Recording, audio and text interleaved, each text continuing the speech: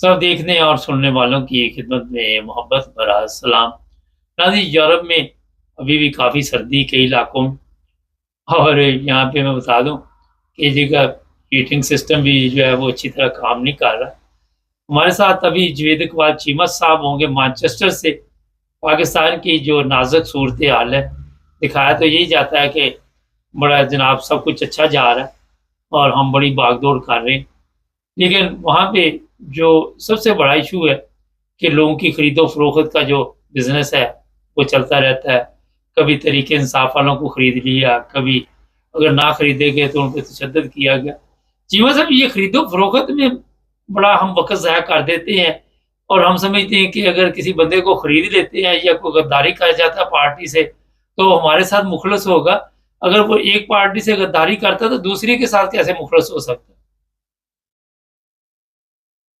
जी, मुबारक साहब, आपका जो क्वेश्चन है बड़ा अहम है सूरत हाल के तनाज़र में। मेरे पास भी कुछ ज़्यादा आपको पता है, इतने मैं तज़किया नहीं करता हूँ, ना आने वाले वक्तों की निशानदेही करता हूँ कि कल ये होने वाला है, कल वो होने वाला है। वो लोग तो अपना मंजन बेचते हैं ना, सिर्फ इसलिए कि दिलासे दे के कि 24 घंटे के अंदर ये वो होने वाला है। वो सनसनी फैलाते हैं, इमरान खान रहा होने वाला है, फला काम होना है, और उससे उनके जो सारे यूट्यूब भी चलते हैं, तज़किये चलते हैं और उन्हीं से वो पैसा कमाते हैं। तो मेरे पास तो दुख है, मेरे पास तो मौजूदा हालात के जो आपने सवाल किया है, दुख के अलावा और कुछ नहीं है। तज़किये लोगों के अपनी जगह पे, मंजन अपनी जगह पे, सारे बयानियां अपनी जगह पे। ये एक दुख है और ये हकीकत है जो आपने बात की है, ये खरीदो फरोख्त वाली। काश मेरे मुल्क में ये ना होता, मगर इसका सिरा भी मेरे जर्नैलों के ऊपर जाता है। शुरू दिन से ही जर्नैलों ने इस मुल्क के साथ गद्दारी की है और शुरू दिन के साथ ही उन्होंने ये खरीदो शुरू की थी, और उसी से सारा जो है ना वो इस मुल्क का निज़ाम दरम बरम हुआ, और इस मुल्क का बेड़ा गर्क करने में उन गद्दारों का भी हाथ है, उन गद्दारों के सहलूतकारों का भी हाथ है, और उन गद्दारों के खानदान का वो मुकम्मल तौर पे हाथ है, जिन्होंने फातिमा जिन्ना के खिलाफ अयूब खां की हमायत की, और हमायत करने पे मजबूर करने वाले सहूलतकारों पे भी लानत, और उन पे भी लानत, और उनके खानदान आज तक हुकूमत के मजे ले रहे हैं। और जो फातिमा जिन्ना के जो खिलाफ जिन्होंने काम किया था, वो आज भी मजे ले रहे हैं, और जिन्होंने अयूब खां के हक में काम किया था, उनके खानदान भी आज मजे ले रहे हैं। उसी तरह वो हर दफा नया शोशा था, कभी बीडी मेंबर खरीदो, कभी काउंसलर खरीदो, कभी नाज़म खरीदो, और अब तो एमपीए खरीदो, एमएनए खरीदो, सेंटर खरीदो। ये जो सिलसिला है वो के जमीन के खिलाफ है, मगर इसमें बहुत सारे लोग नंगे हो गए, और चंद लोग हैं जो इस इम्तिहान में पास हुए हैं, तो उंगलियों पे गिने जा सकते हैं। बाकी सब ने इस मुल्क का सहूलतकारों के साथ मिल के, खरीदो फरोख्त वाले करने वालों के साथ मिल के, और फरोख्त होने वालों ने सब ने मिल के इस मुल्क का बेड़ा गर्क किया है। और अब लोगों को आगे पता चला है 70 साल बाद कि ये जो खरीदो फरोख्त हुई है, ये सारी की सारी एक ही दाव पेच लगाने वाली मेरी एस्टेब्लिशमेंट है, जिसके अंदर सिर्फ वो चंद जर्नैल हैं जो गद्दार थे, और अयूब से लेके आज तक कोई भी जर्नैल पाकिस्तान को मुखलस नहीं मिला जिसने ये खरीदो फरोख्त ना की। जी जी मतलब खरीदो फरोख्त की अभी जो मौजूदा हालात है, सुबह भी उस पर प्रोग्राम किया। क्वेटा है, गाड़ियों को आग लगा दी गई, पुलिस स्टेशन जो है वो उसको जला दिया गया, पुलिस भाग गई, शहरी मर रहे हैं, औरतें हैं वो कुरान उठा के कह रही हैं कि मेरे बंदे को छोड़ दो, आपको खुदा का वास्ता है, उसके बावजूद वो गोलियां मार जाते हैं। 12 जगह पे हमले हुए हैं, और हमारे लोग कह रहे हैं जी हमने बड़ा मुकाबला किया, बड़ी बहादुरी के साथ हमारी फौज लड़ रही है, ये कर रही है, वो कर रही है। कितने सालों से हम लड़ रहे हैं, किसकी ये लड़ाई हो रही है, किसका इसमें फायदा है? हम शहरी की तो जिंदगी जो है वो अजीरन हुई हुई है। टोटली तौर पे मुबारक साहब, टोटली तौर पे। अब इससे पहले हम बड़े जो है ना वो शिकंजे में थे, हमारे जहन मफलूज थे, हमारी जो है ना सोचें और थी, हम फौज के ऊपर फूल नछावर करने वाले थे। आज हम लानत भेजते हैं इस सारी की सारी फौज के ऊपर। असल मामला फौज का सिपाही नहीं है, असल मामला वो है जो कमांड करते हैं, असल मामला चंद जर्नैलों का है, असल मामला वो तेल बेचने वाले माफिया है, असल बेचना वो स्मगलिंग कराने वाली माफिया है। ये असल मामला दहशतगर्द पहले खरीदे जाते हैं, उनको डॉलर दिए जाते हैं, वो अपन उनके अपने बंदे होते हैं, उनको उनकी अच्छी दहशतगर्दी होती है। सब कुछ सच है कि ये जो दहशतगर्दी है इसके पीछे वर्दी है। सब कुछ सच है कि जो कुछ भी करवा रहा है मेरा जर्नैल करवा रहा है। इससे पहले भी जो कुछ हुआ मेरे जर्नैल ने किया, आज भी जो कुछ हुआ है चंद जर्नैल करवा रहे हैं, अपने पेट भरने के लिए, अपने पैसे वसूल करने के लिए, करप्शन के लिए और इस मुल्क को लूटने के लिए। इस मुल्क के साथ जो खिलवाड़ हो रहा है वो चंद जर्नैल कर रहे हैं। अब इसमें कोई शक नहीं, कोई पॉलिटिकल बंदा कोई करप्शन नहीं कर सकता, कोई ब्यूरोक्रेट करप्शन नहीं कर सकता, कोई किसी हेड ऑफ डिपार्टमेंट का सरबराह करप्शन नहीं कर सकता, कोई मलिक रियाज जैसा कुछ भी नहीं कर सकता जब तक जर्नैल उसके साथ ना हो। जर्नैलों का राज है, मुल्क जर्नैलों का है, मुल्क जर्नैल चला रहे हैं और वो भी चंद जर्नैल जो ऊपर बैठे होते हैं, चाहे उनके कोर कमांडर उनके साथ मिला लो या ना मिला लो। चंद जर्नैल DGI ISI का जो है ना चीफ और IM का चीफ और माशाल्लाह बड़ा चीफ, ये सारे मिल के इस मुल्क के साथ खिलवाड़ करते हैं और ये शुरू दिन से होता आया है, अयूब खां से लेके आज तक इसमें सब मुलवस हैं, सब ने जायदादें बनाई।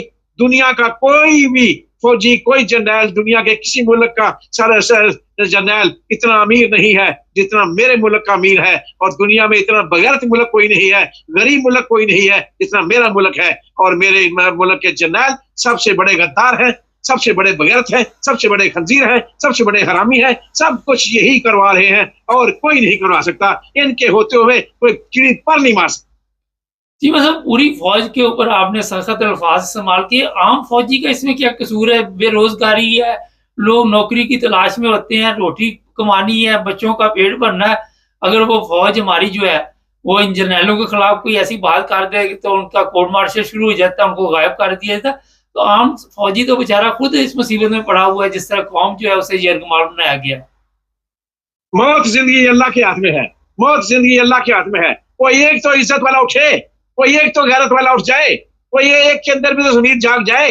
किसी का तो ज़मीर जागे, चाहे सिपाही का जागे, चाहे हवालदार का जागे, चाहे सूबेदार मेजर का जागे, चाहे मेजर का जागे, चाहे कैप्टन का जागे, चाहे कर्नल का जागे, चाहे ब्रिगेडियर जागे, किसी जनरल का जागे, और किसी का ज़मीर तो जागे, कोई तो गैरतमंद हो।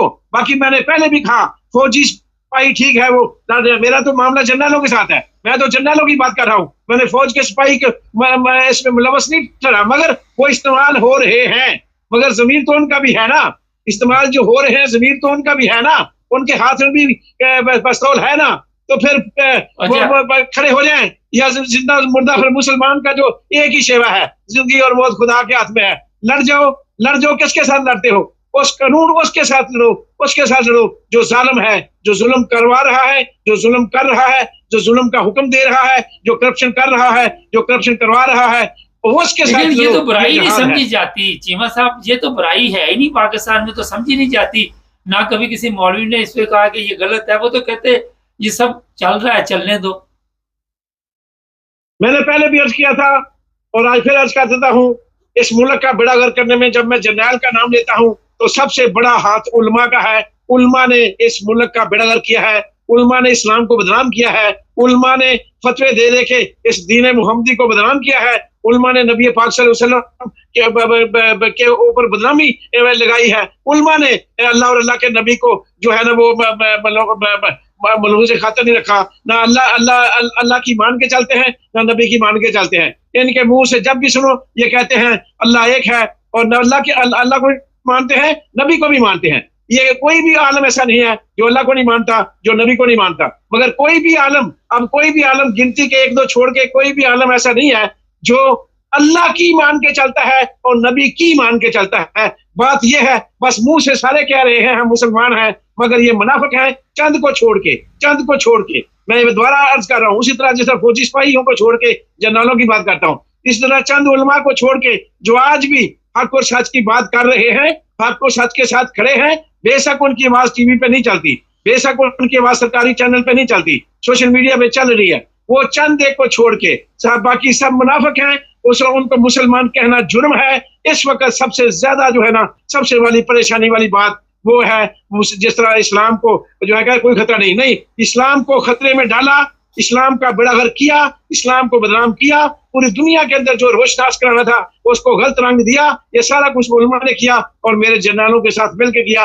ये वो गठजोड़ है जो शाह बादशाह और दरबारी का होता है, वह सारे उलमा दरबारी हो गए चंद के छोड़ के। और इसीलिए इनकी मुनाफिकत की वजह से आज मुसलमानों के ऊपर, पूरे खित्ता-ए अर्ज पे ऊपर, पूरे पाकिस्तान के ऊपर जो है अजाब इलाही आया हुआ है। ये मेरे अल्लाह का अजाब है, ये मेरे अल्लाह का अजाब है। उलमा का बिक जाना, उलमा का यजीद के सामने बैत करना और यजीद का इस मुल्क पे जो हुकूमत करना और यजीद का तर्ज हुकूमत जो इस वक्त चल रहा है, ये सब मेरे अल्लाह का अजाब है। वरना इस तरह का यजीद इस मुल्क का कभी सिपा सलार ना होता और इस तरह के मुल्ला कभी दरबारी ना होते जो इसके ऊपर बैत कर रहे हैं। वो यजीद मर गया, जब ये को खुतबे देते हैं तो उस यजीद को गालियां देते हैं। यही बगैरत और मुनाफिक मौलवी हैं जो उस मरे हुए यजीद को गालियां देते हैं और जिंदा यजीद के सामने बैत करते हैं। ये है वो मुनाफिक जिनकी वजह से आज मेरा मुल्क इस अजाब इलाही की जिद में। अच्छा, एक चीज बताइए, एक वाकया गुजरा लाहौर में, एक खातून और उसकी बच्ची जो है वो गटर में गिर गई। अब यहाँ पे पुलिस जो कह रही है जी उसके खामन को पकड़ के ले आया, उस पर हल्का फुल्का तशद्दुद किया। हल्का फुल्का तशद्दुद क्या होता है चीमा साहब? ये भी इस मुल्क की देखें, ये भी इस मुल्क की बदकिस्मती है कि किसी ने जिसने असल जुर्म अकायद को छुपाने के लिए दूसरी तरफ चली गई। जो असल वक़्त का हाकिम है वो मुजरम है, जो वक़्त का हाकिम है वो मुजरम है, जो वक़्त का हाकिम है, हुकूमत कर रहा है, जिसकी वजह से यह हादसा पेश आया वो मुजरम है, ना कि उसके घर वाले मुजरम है।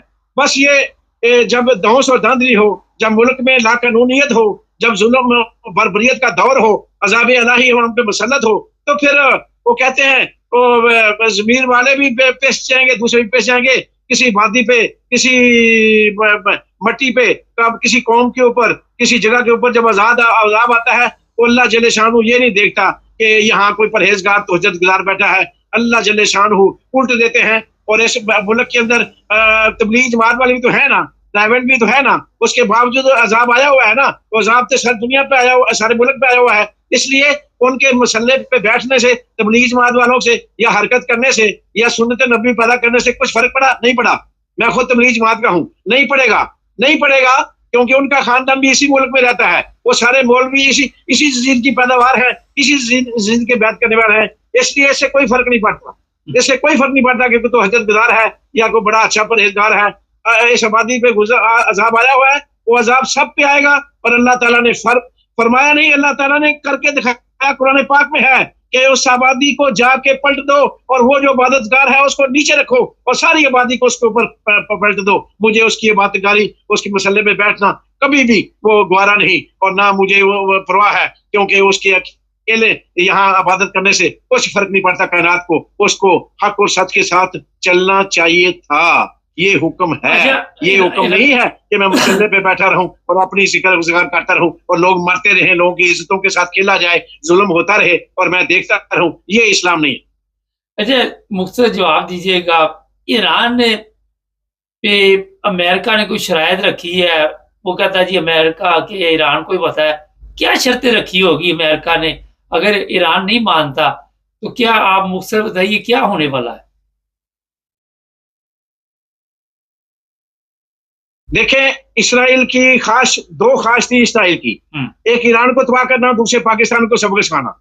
एक काम तो उसने कर लिया है, पाकिस्तान को तो उसने बड़ा घर कर लिया है। पाकिस्तान के यहूदी एजेंट नकाब हो गए हैं, पाकिस्तान के जो गद्दार इसराइल के एजेंट थे वो बिल्कुल सामने आ गए हैं। वो उनके चेहरे यहाँ हो गए हैं कि कौन यहूदी एजेंट है, कौन नहीं है। सबसे बड़ा यहूदी एजेंट जो है ना, वो जिन्होंने वादे किए हैं और जो इसराइल के साथ फौजें भेजने का मामला है और दूसरे, वो सारे यहूदी एजेंट हैं। और पाकिस्तान को सबक सिखा दिया गया है रजीम चेंज के बाद। अब ईरान की बारी है, तो ईरान को तबाह करना मकसूद है। मेरा मामला इस बात से नहीं है कि ईरान तबाह होता है कि नहीं होता। पाकिस्तान तबाह हो गया, वो खत्म हो गया, इसका तो अब जिक्र करना ही फजूल है। क्योंकि अब असल मामला ये है कि मैंने कहा था कि अल्लाह करे अमेरिका ईरान के ऊपर हमला कर दे, मैं 2 नफल अदा करूंगा अगर मुसलमानों की गैरत जाग जाए। मगर हमला हुआ, कोई मुसलमानों की गैरत नहीं जागी। बल्कि एक बात मैं इजाफा कर दूं, ये जो ना पिद्दी और क्या पिद्दी का शोरबा, एक बड़ा पटोसियां मार रहा है मुल्क, सबसे बढ़िया पटोसियां मार रहा है वो है यूएई, वो है दुबई वाले, बढ़िया टपोसियां मार रहे हैं। ये इसराइल के साथ मिलके बड़ी गेम कर रहे हैं और ये टपोसियां, ये क्या पीदी का शोरबा, इस टपोसियां वाले मुल्क को जरूर जो है ना इसके ऊपर अजाब आएगा। वो दूसरे मुल्कों पे जो मर्जी हो जाए, इस मुल्क के ऊपर जरूर अजाब आएगा, क्योंकि ये बहुत ज्यादा होशियार बन रहा है, बहुत ज्यादा चालाकियां कर रहा है इसराइल और अमेरिका के साथ मिलकर, और ये इस मुल्क के ऊपर भी अजाब आने वाला है बहुत जल्द। ये बात नोट कर लें। और आखिरी बात मैं आपसे अर्ज कर दूं कि मुझे दुख इस बात का है कि ईरान पे हमला हुआ, सारी दुनिया के मुसलमान मुल्क खामोश हो गए, इनकी गैरत नहीं जागी, इनके जमीर सोए हुए हैं, और मुसलमान जो है ना वो तबाही के दहाने पे खड़े हैं, और अब ये जरूर तबाह होंगे अगर ना उठे तो। और दूसरी बात अहम जो करना चाहता हूँ वो ये है कि तहरीक इंसाफ के MPA, MNA और सेनेटर तो वो होता है जिसका अपना हल्का ही को नहीं होता, उसके ऊपर इमरान खान ने इतनी इतनी वो कहते हैं मेहरबानियां की, प्लेट में रख के उनको सेनेटरशिप दे दी। जो प्लेट में रख के जिनको सेंटर बनाया, प्लेट में रख के जिनको आजादी MNA MPA बनाए, वो सारे के सारे लोग, और वो कुछ MP MNA जो इमरान खान के नाम पे वो जीते हुए हैं, वो घरों में बैठे हुए हैं, जिसकी वजह से इमरान खान को भी नुकसान पहुंच रहा है, और इमरान खान के सहूलतकारों को जो है ना वो जो सहूलतकार उसके खिलाफ लड़ रहे हैं, जो उसको अजियत पहुंचा रहे हैं, उनको फायदा पहुंच रहा है, और तहरीक इंसाफ को नुकसान पहुंच रहा है। और ये नुकसान वो सेनेटर पहुंचा रहे हैं, उसमें मैं नाम फैसल जवेद जैसे जैसे इनकलाब के नारे लाने वाले बगैरत थे वो शामिल हैं, और सारे के सारे ऐसे लोग जो बड़े इनकलाबी थे, बड़े नारे लगाते थे, आज वो बगैरत सेंटर स्टैंड में बैठे हैं और एक लफ्ज तक बोलने को तैयार नहीं है। तो इस घर को आग लग गई, इस घर के चिराग से तहरीक इंसाफ को किसी ने इतना नुकसान नहीं पहुंचाया।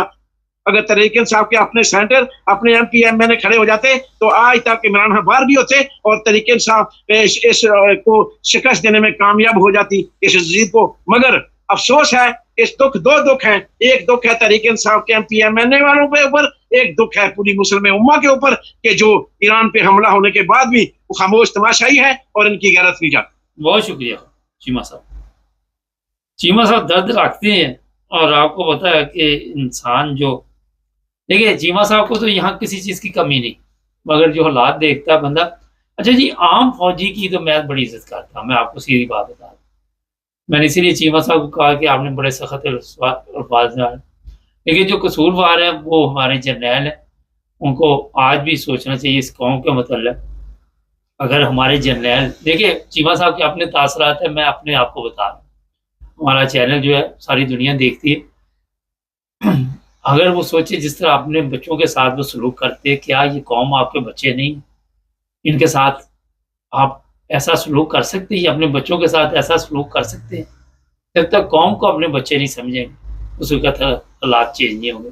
चैनल को सब्सक्राइब करें, जुड़े रहें।